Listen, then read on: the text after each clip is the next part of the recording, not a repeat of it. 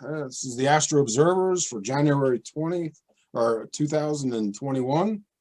Observing highlights, and start with mine. And I'm not certain if you know about this, Josh, but I got another telescope. Huh. I just wanted, I wanted to. Your fault. Yeah, part of my fault. But I just wanted a better grab and go scope over the 4-inch, and you know, it's a 4.7 inch. It's an f8 f5.8 refractor. Fits beautifully on this twilight mount. What I like, not only is it about 40% more aperture over the 4-inch, but also the larger focuser. The 4-inch is focuser can only handle 1 1/4 inch eyepieces. So this is a 2-inch. This can hold 2-inch diagonal, 2-inch eyepieces, and so on. Another thing too, came with a really nice finder scope that's actually it actually has a little helical focuser on it, so you can focus it. So I took it out first night when I got it. It came in on January 20th, and believe it or not, I took it out because it was clear, and I wanted to test the optics.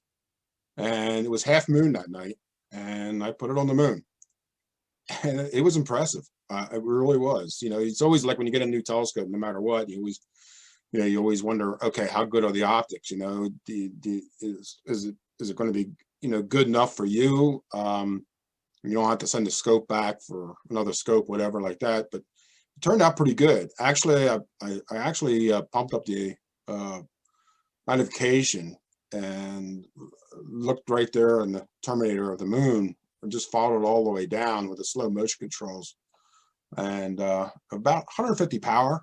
I figured the scope most of the time I'm going to be using you know, for grab and go on deep space, and you know, most of the magnification I'll go to is probably about 150. But I can talk about some other things here about it. Okay, then a couple nights later, you know, of course it's always cloudy, and this was on the 24th, and at 3:40 a.m. So what I did, and Rob knows about this from Galaxy Log, moonset was around that time that night. It was around 3:45 or so, and I figured, you know, I really want to go out and look at some galaxies with it, because it was supposed to be clear later that night. I knew the moon was late, but I just figured, okay, what I was going to do is I was going to sleep in the family room, wake up around 3 o'clock, see if it's clear out, and take the scope out. And it was clear. So, okay, I want to look at some galaxies with it. So this was the first unofficial light, because I usually always say official light should actually be at a dark site. But it really gave a great view with a 12 millimeter of both M81 and M82. In fact, I actually pumped it up with more magnification on M82, and it was really, really good.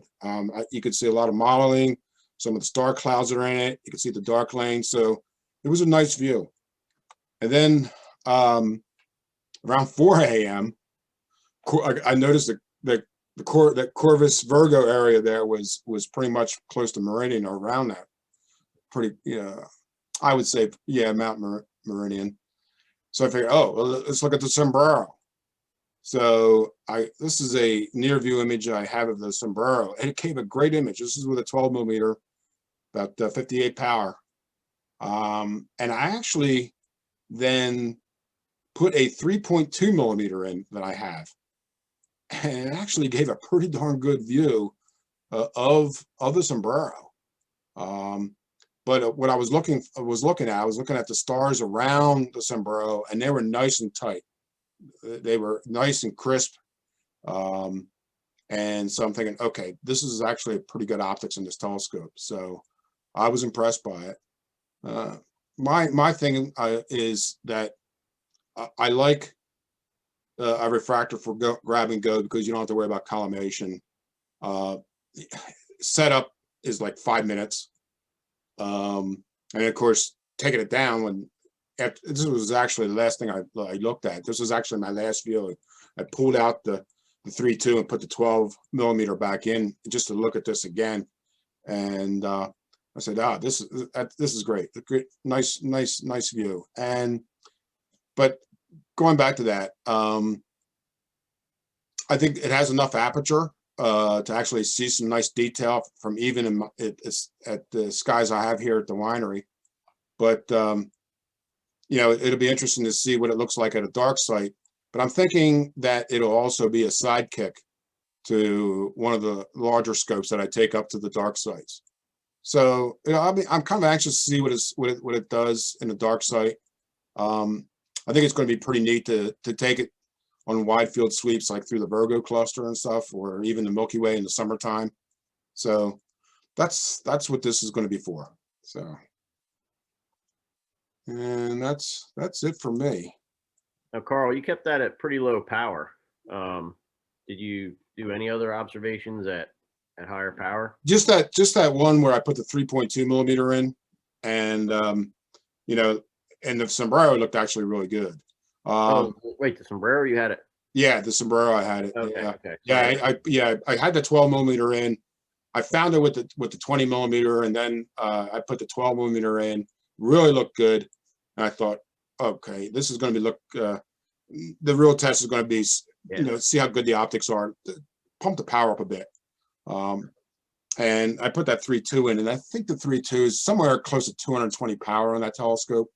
And the sombrero looked great. You could see the dark lane, little stellar nucleus. The stars around the sombrero looked nice and crisp. So it handled the magnification well. But like I said, I think most of the views to this telescope is going to be from, you know, from 150 magnification, which is with a 5 millimeter on down. So that's basically what it's going to be for. So it's yeah, maybe it is the cause for the storm, but I don't know about that. It's not an APO. Big storm for a small scope. Yeah, it's not an APO or like that. It's not so. But I just thought, you know, as I was looking, I was actually talking about this briefly at the meeting on Sunday night, that I was actually looking at for almost a year at a 110 millimeter f7 ED APO, and I was going to pull the trigger on it, but I don't know. It was over $1,000, and I just couldn't justify spending that kind of money when I just spent good a bit of money not too long ago for the 12. So thinking I just wanted something a bit better in the 4-inch, more aperture, and something that would do better for like not only as a grab and go, but also as a sidekick with the larger telescopes. So that's it. Rob, that's up to you now, buddy. All right. So let me get going here. So this is a night that it was kind of a funny night because I was looking at the weather, and it looked like it was supposed to be fairly decent, and no one was chirping around. There wasn't any action on the text string or anything, and I thought, well, you know what, I'm ready to go, so I'm just going. So I just texted, hey, I'm heading up to the Hawk Mountain, and nobody else responded. But then when I was on my way up there, Doc called me and he said, hey, I'm joining you up at Hawk Mountain. And I said, great. So he said he was coming. And then right as I was pulling into the lot, Josh called and he goes, hey, how about checking out the sky? How about checking out the sky for me and giving me a call? So I said, all right, I don't mind being a scout here. I'll do your legwork for you. So that was pretty funny because remember, Josh, you said, hey, I sent Doc out last week to check out Frank's. So and that was fine. That's the way it should be. No reason to drive all the way up to see people up there. And it turned out that it was a pretty good night, don't you think? Yeah. I thought all in all it was good. I wished I had brought the 20, but I mentioned to you earlier, Carl, I wasn't disappointed that I had the refractor, because it was a night that I really started appreciating the views um, through this refractor, and I could see it being a telescope that I'll take out when it's not a slam dunk that it's going to be a crystal clear night in the wintertime. So in order to load up the 20 and head out in 15-degree temperatures, it's going to have to be pretty certain that it's going to be clear. And if it's not, I'll take the refractor, and I don't mind doing it. So this is the telescope that I use. It's an APM 140. It's an f7 focal length. It's a doublet APO, has a 3.7-inch focuser. And I use it with this Celestron Advanced VX mount, which I think I've told you before. It's just a really great combination. And the mount is excellent. I never have any trouble with the go-to. The objects are always dead center, and it slews very easily. And I love the controls on it. It has 9 variations of the speed on the mount. So I find it a lot easier to center the object than I do the 20 using the servo hand controllers. So I've got no problems taking it out. So I'll show you the first object. And I talked about this in the Galaxy log, but it was ARP 94. And I wasn't sure what I would see in the refractor. And this is right near Algeba. It's about just a degree off of that. It's a really easy star hop. And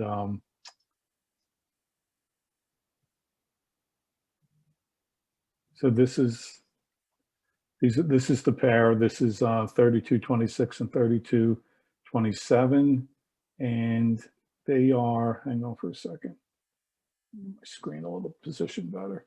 All right, so these are interacting galaxies, and I'm at about 168 power. I'm using a 6mm ethos, and I can easily see, the bright cores. They look like two eyes looking back at you, and it was pretty easy to discern that they were interacting. I mean, you could tell they were practically touching here. Like I said, the cores were very bright. You could also tell it was not real obvious, but you could discern that this one is the elliptical and this one is the spiral. That kind of shows up in even at that power. And I could see the outer parts of both galaxies.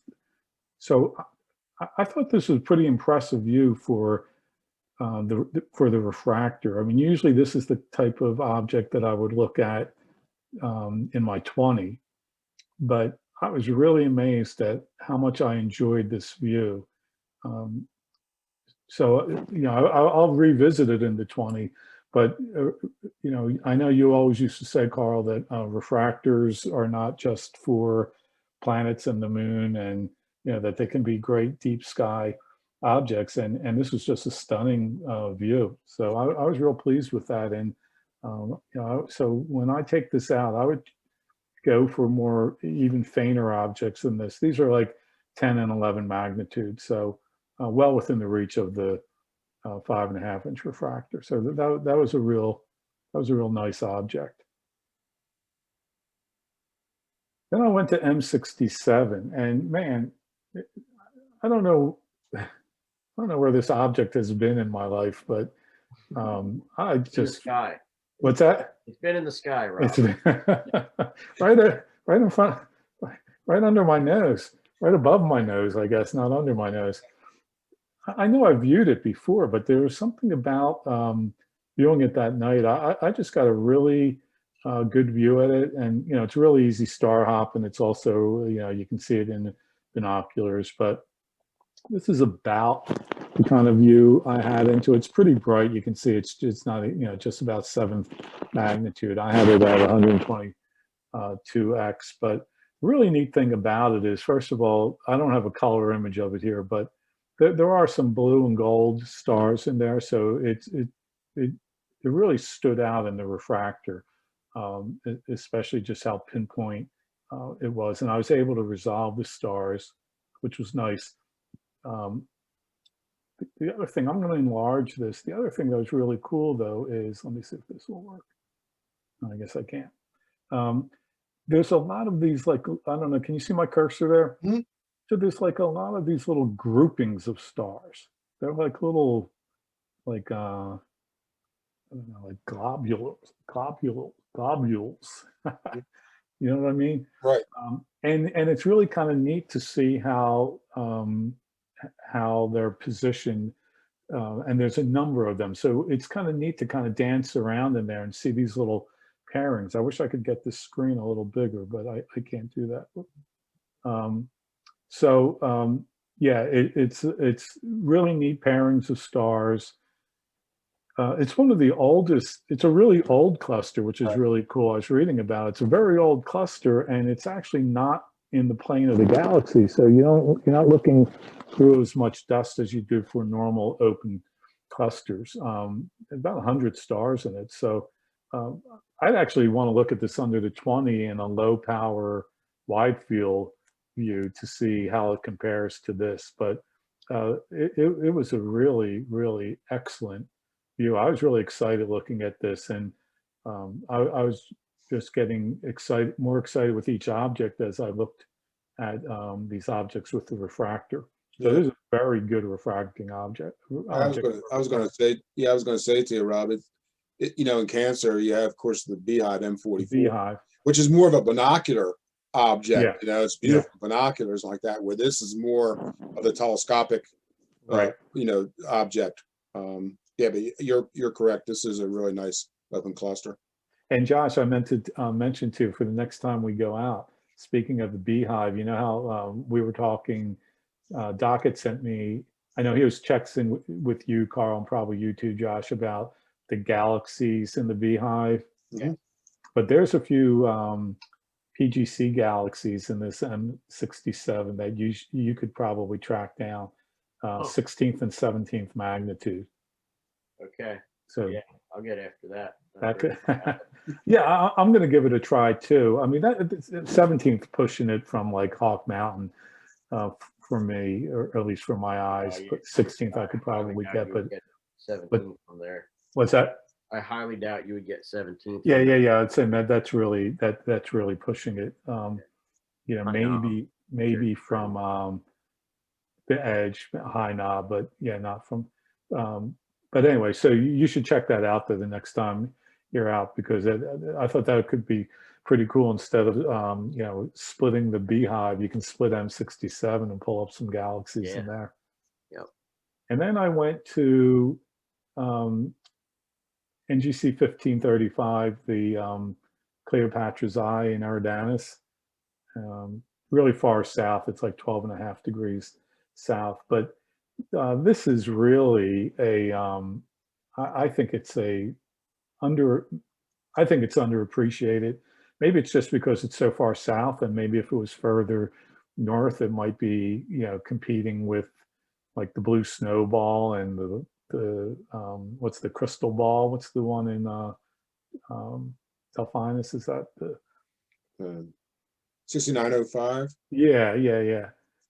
But I mean, this one is it's really bright, and it definitely shows its colors. I mean, there's no question that it shows blue. I did not see the central star, but to tell you the truth, I'm kind of kicking myself because I was just so impressed with the aesthetics of the view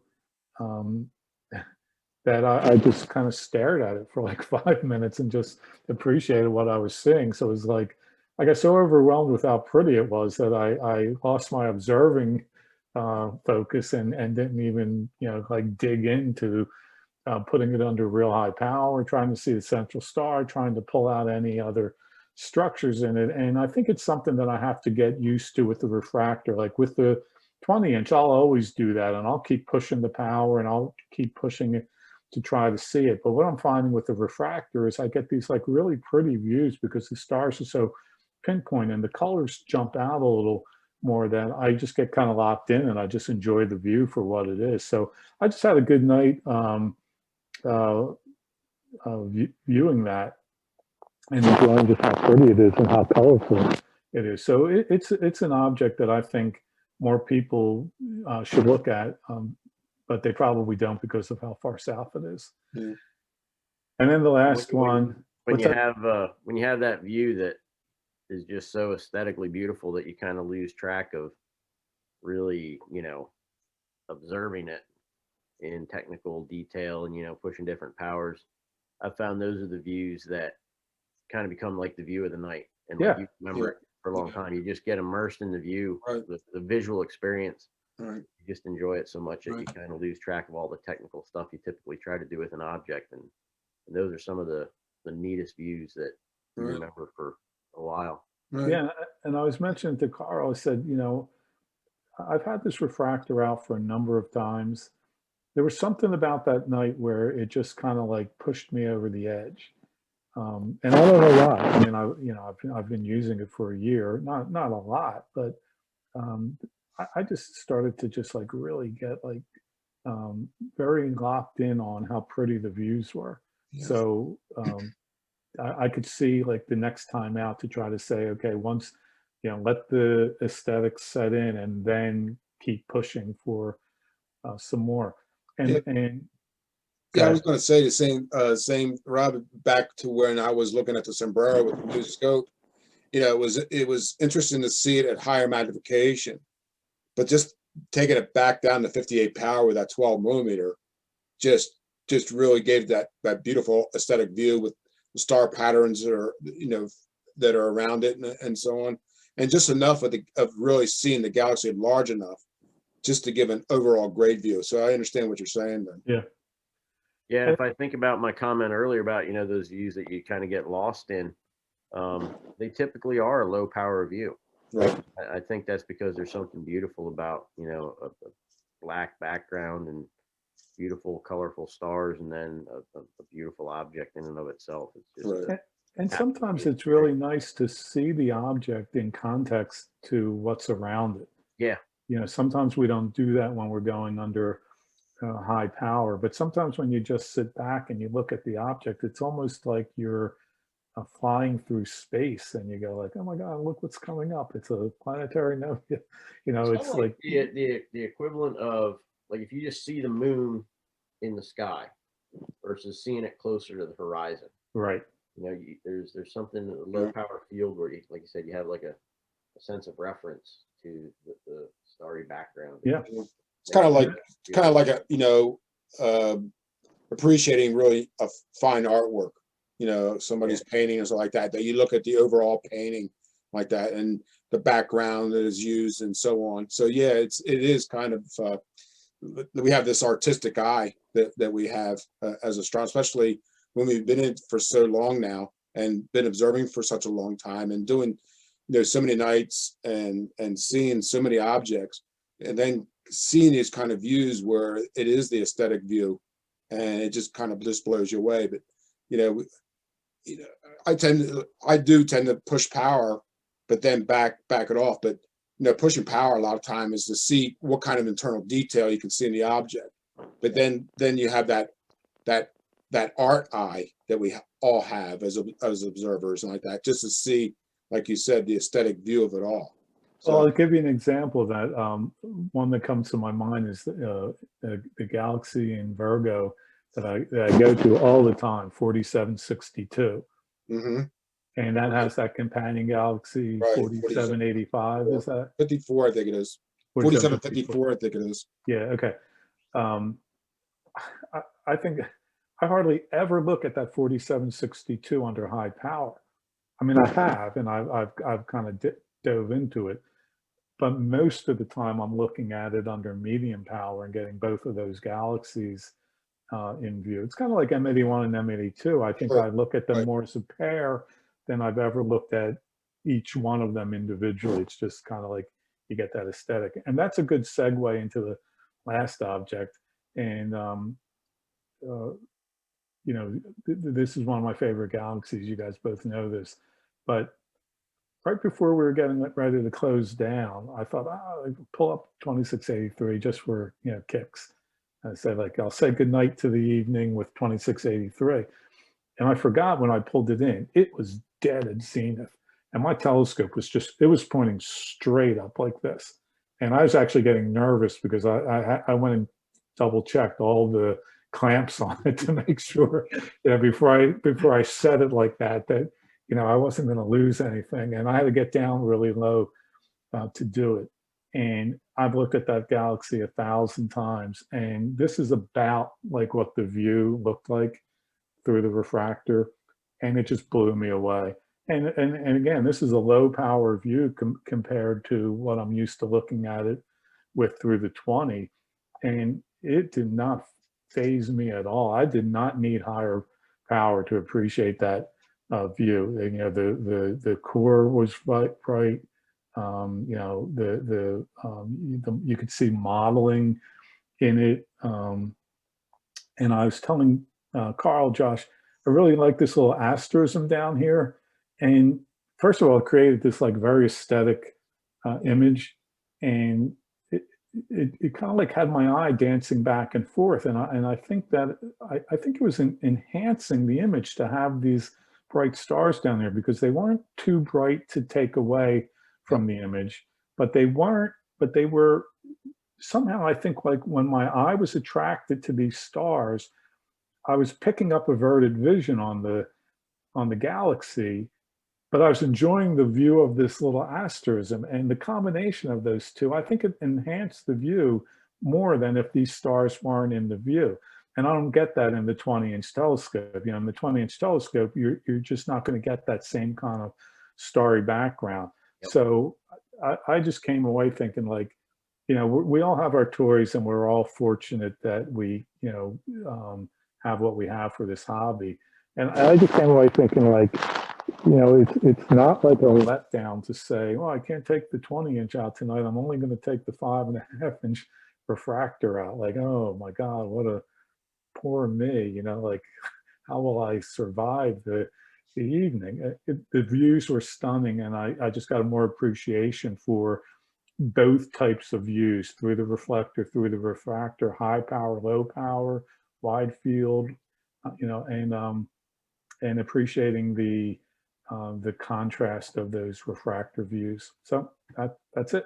It's interesting, Rob, that you mentioned those bright stars adding aesthetics to the view and working to make the view of the galaxy better by the placement of your eye with averted vision. Mm-hmm. I think I actually referenced this in one of these meetings prior, but it's also interesting you say this was your last object, because I've found on nights where I'm really pushing the limits of what the scope can do, there's a general amount of eye fatigue. Mm-hmm. And at a certain point in time, you're kind of spending a lot of time looking at nothing, waiting for those hints of an object.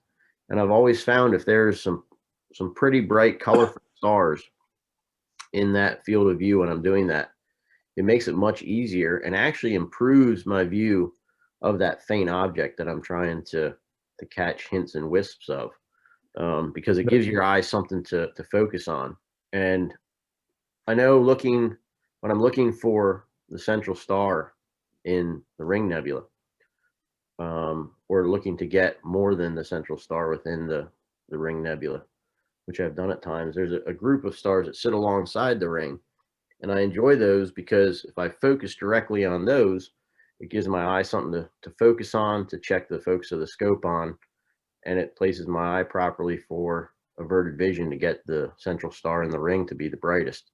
Mm-hmm. So I definitely, as soon as you said that, like, I can immediately relate to that, especially at the end of the night, like as the night wears on and your eyes get tired, having some bright, pretty stars in the field of view makes a difference. That's interesting. So we both kind of saw the same thing. Yep. Yeah, that's neat. Yep. As soon as you said it, I could relate to those views, and that kind of goes back to what we were talking about earlier with the lower power views. And I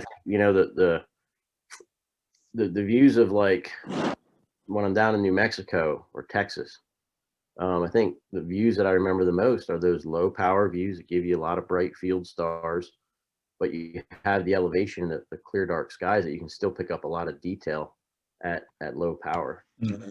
So different objects, different instruments, different dark sights. Yep. It's neat when it all comes together on certain objects. Cool. All right, that's it for me. All right. All right, so let me get my screen. You know, when you guys can see my screen. Is it sharing?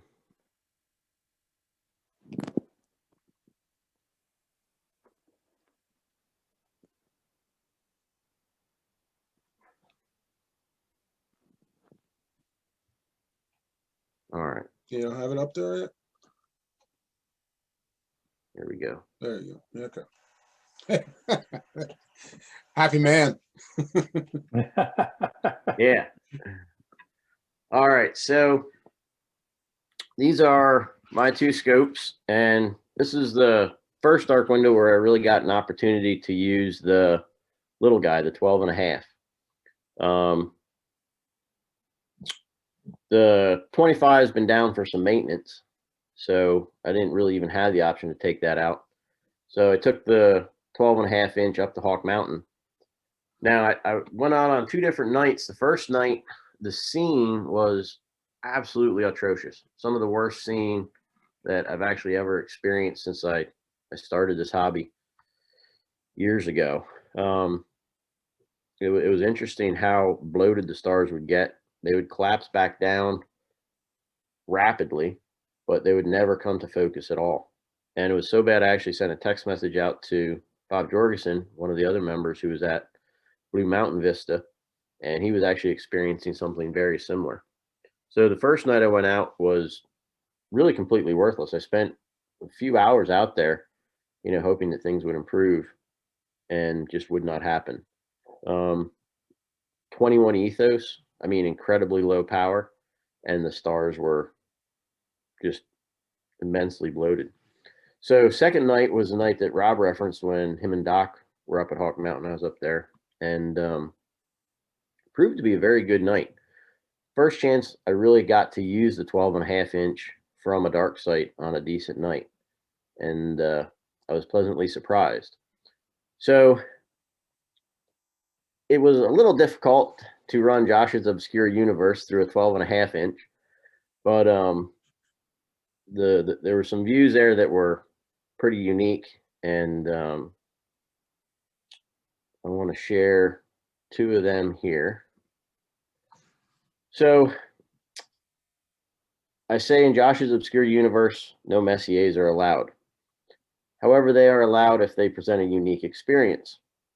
And the unique experience is being able to travel 13,000 light years in the blink of an eye. So the view of M35 and NGC 2158 is a unique view, and it was beautiful in the 12.5. Low power, wide field. I was running 21 ethos with the paracore type 2, and could get both objects in there. And 2158 showed a little bit of resolution. You could definitely tell you're observing an open cluster.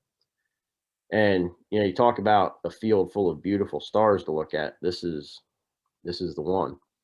And it just got me thinking how unique it is to just switch your eye from one side of the field of view to the other, literally in a split second. And in that amount of time, you're observing across from 3,000 light years to 17,000 light years, a 14,000 light year gap. And what made that a unique experience was actually something that you had said, Rob, and I had actually called you after we observed that night and never was able to follow up with that. I left you a voicemail, I think, or maybe I sent you a text to call me. Rob, you were talking about how a telescope is a unique instrument in that if you just remove all of the telescope body itself from around the mirrors, you would just have these 3 pieces of glass, and those 3 pieces of glass would capture an object and just hang it right in front of your eye, and just capture the object and just hold it right there in space and time for you to look at. It was just a unique perspective, one that I've kind of thought of, but just hearing you say it and put it all together the way you presented it was really unique. And I got to thinking, like, there's M35 and there's 2158 right in front of my eyeball, just hanging right there. And I'm just traversing, you know, 3,000 light years to M35, 17,000 light years out to 2158. And they're just hanging right there in front of my face. And I'm just traveling through the space and time observing them. So it was a unique, it was like an experience versus an observation. And it was kind of nice, not having the big guy. It was always a little disappointing, like, oh, I'll take the 12.5 out and try this out. I've had it for a while. And it was just neat to get caught up in the moment of it. But beautiful view. That's neat. And I hadn't thought about those like side-by-side objects where you're traversing space in the blink of an eye. So I'll have to keep an eye out for that when I'm out. Yeah. That's a neat experience. Yeah, but yeah, the way you presented that, I was thinking, it is neat. Like if you strip away the scope and you strip away the mirrors, you strip away the glass from around the eyepiece, just like a hologram, almost like these two objects just hovering right there. It's like, it almost gave you a sense like you wanted to reach into your eyepiece and try to touch them, like they're right there captured. It's unique when you think about what we actually do. Cool. Yeah, that's great. So yeah, that was a unique view for me. So then 23, 71, and 72. Now this is a planetary nebula in Gemini and 11.1 mag. So again, why is it in Josh's obscure universe? So what brings this one into the realm of an object that I really enjoy are these outer lobes. Now, could not really see them with any real pronounced. They weren't obvious. Like they were hard to see in the 12.5 from Hawk Mountain that night, but I kind of got hints of them. But it reminded me of an observation I made of this object through the 25 down in New Mexico. And it was one of those view of the night moments where you were just completely captured by the view. And I can't remember exactly what power I had it at. It was medium to high, not extremely high. But what was incredible about the observation was the detail seen across the entire object. So you had an incredible amount of detail within the main planetary. And then you also had an incredible amount of detail within these outer wings. And we could not find a photograph that would mimic the amount of detail that we could visually see in it. And this photograph here doesn't even come close. And it was unique to the visual observer in that the human eye can resolve across multiple magnitudes simultaneously, where a camera cannot. So the pictures that we were finding online would show a lot of detail in the outer regions, but the inner region was just blurred out, and vice versa. If we had the detail in the inner region that we were seeing, the outer regions weren't seen because they were too dim to be picked up on that short of an exposure. So it's a unique object, I think, for visual observers with big scopes from dark skies, because you can see an incredible amount of obscure detail in this and an incredible amount of detail within these outer wings. And that view I had from it down in New Mexico with the 25, like these tendrils out here were almost three-dimensional, like kind of wrapped around each other. And they became objects all within themselves to observe. And it really pronounced the effect of having good skies. So Josh, that's the same experience you can get with globular clusters, that they're visually better than the photographs. Yes. Because the photograph can't resolve, like it can't resolve the stars in the cluster. If it tries to resolve the stars in the cluster, they get washed out. Yep. And if they try to underexpose it, you lose everything on the outer edges of it. So visually, you actually do get sometimes a better image than you could with a photograph. Yeah, globular clusters always have that three-dimensional look to them. That you can't really see in most images. You see it though in the eyepiece where they actually look like they're three-dimensional. Yeah. Yep. So discussion. yeah, those were the two last observations object that on, stood out to Galaxy me NGC for 2742 this window. in Ursa Now, something Major. else I wanted to talk about. There was some confusion That night at Hawk with, Mountain, another because I took galaxy the that Ron smaller scope, I mentions, took a different star NGC atlas with me. 2742A. And It I've been turns out working that on NGC a project, an 2742A observing is a project galaxy that I about started a few 2 months degrees back. northeast And I of set out to observe 2742. It's also numbered all of the NGC objects in the 4800. Uranometria So Volume that's 1, where the the confusion comes from. 2000 If you Deep Sky Atlas. go into any sky Let's see survey and put here. in NGC 2742A, it will Done. take you to UGC 4803. 2000 Deep Sky Atlas. Yep. So I also included Uranometria. a little bit closer up image of it. Good. It looks like an interesting But galaxy. And that should clear up. It's a good atlas. What Goes very we're deep. trying to figure out. And my goal, because it's a northern hemisphere, everything in there that's listed, I have access to as far as, you know, being able to hit it from my locations that I observe from. And I've really enjoyed working on that project. Like I said, it's only a few months old. But one of the things I found was that catalog almost goes too deep. Some of the planetary nebulas in there are stellar objects. Some of the objects in there really are photographic. And I realized if I really wanted to commit myself to observing all of the objects in that catalog, that I would spend a lot of time observing stuff that just wasn't that visually interesting. So knowing that I had the small scope with me, I took out a catalog that I've had for a while, but haven't used a whole lot. And that is the Interstellarium Deep Sky Atlas. And this is a screen grab of their website. Ronald Stoyan was the guy that put this together. He's holding here is the desk version. I have the field edition. The field edition is the exact same thing as the desk version, but it is printed on plasticized paper, so it holds up to dew a lot better. And this is a picture of the atlas itself. Again, I don't know if it's gonna come through real well with this background on it. Doesn't. Yeah, probably. Let's see. Doesn't really want to pick up. Yeah, the picture on the screen, Interstellarium Deep Sky Atlas, is what it is. And what's nice about this atlas is it's color coded with the bolder objects being for smaller scopes. And like as you look, you know, the label on each of the objects, the bolder it is, the brighter it is, the easier it is to see in smaller scopes. So if object is listed in bold print, it's good for, I think, a 4-inch scope.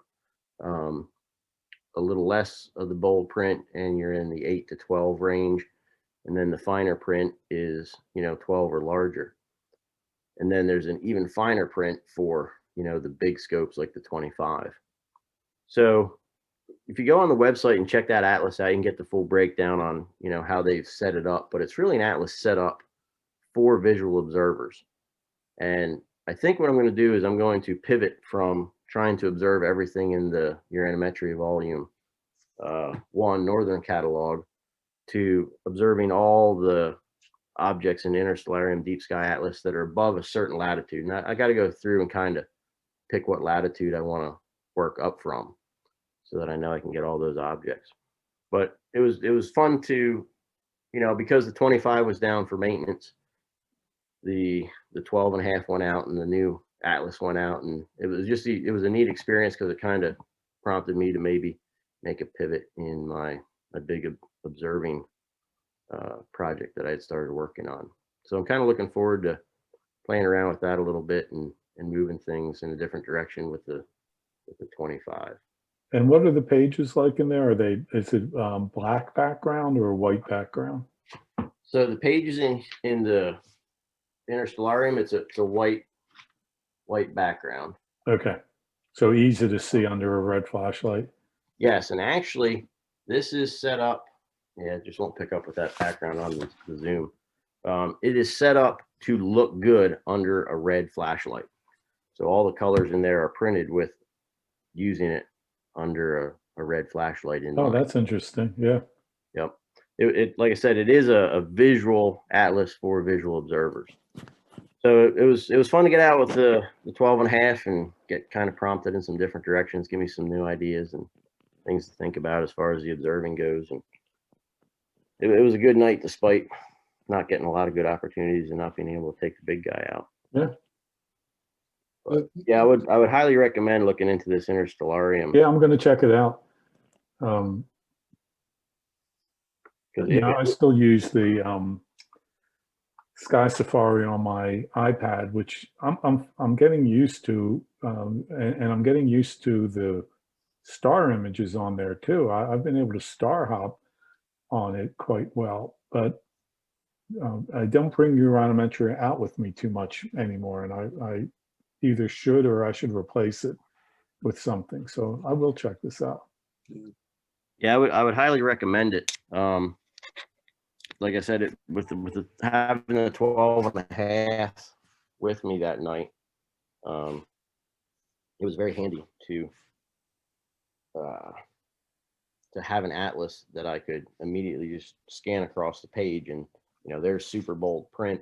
So a 12.5 from a local dark site, that'll prove to be a bright and interesting object. Mm-hmm. And it was handy. And like I said, I got to liking it so much, I was thinking, you know what? Maybe I'm going to switch to a different observing challenge. Instead of going after the uranometry catalog, I might try to, like I said, pick a latitude in this atlas here and observe all the objects in there. I think it would prove to be a little more interesting than going after just incredibly obscure, Mm-hmm. too obscure to hold my interest for that long, if there is such a thing. But a stellar planetary that's 16th magnitude is only so interesting.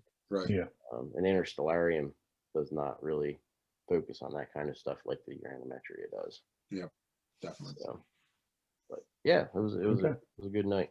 Do you know how many charts are total on this one? Off the top of your head? You don't Off have the top of my head, no. Let me see here.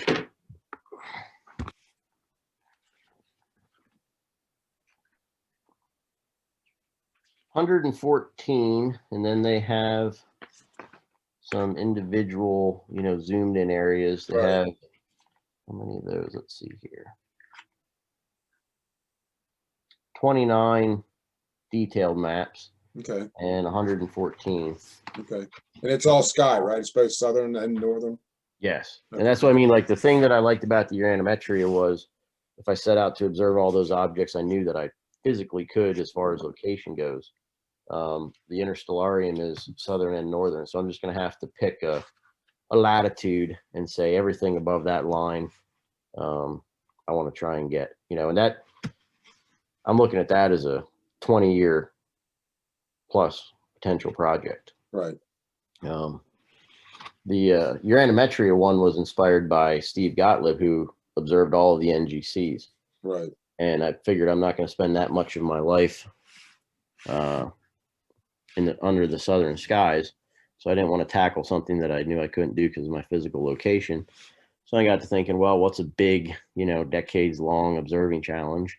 And I got to thinking, well, I like the uranometry catalog. I'll go for that. And like I said, I've enjoyed it, but I'm starting to realize there's, to truly say I've observed everything in there, I'm going to look at a lot of stuff that I don't really find that interesting, don't want to burn that much time on. Right. So the interstellarium, I think, is a better fit for obscure yet fun yet keep things moving. Right. Like I'll just pick a latitude and say everything above that, and hopefully I have the lifespan to do it. And the clear sky. And the clear skies. And the clear skies. Yep. All right. Gentlemen, I guess that's it for January of 2021, and hopefully our February skies will beckon for us to go out and observe and maybe get rid of some of this snow so we can get to the dark sites. So we'll see what happens. So that's it for this edition of the Astro Observers. Thanks a lot, guys.